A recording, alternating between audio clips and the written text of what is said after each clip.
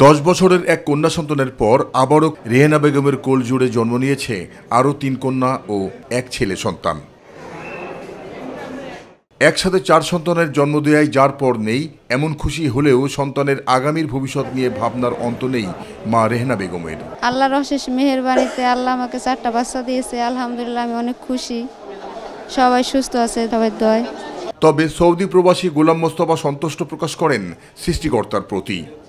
আমার 4টি বেবি হয়েছে, 3টে মেয়ে 1টি ছেলে, সবাই ভালো আছে, সবাই দোয়া করবেন। আর এখন আমরা বাচ্চা হওয়ার আগে জানতাম না 4টা বাচ্চা হবে জানি, কিন্তু কি হবে জানতাম না। এখানে সিজার করার পর জানতে পারছি 1টা ছেলে 3টা মেয়ে।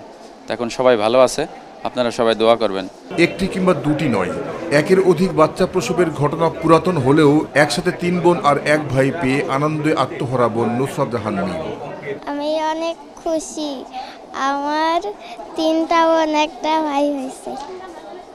সবাই আমার ভাই বোনের জন্য দোয়া করবেন।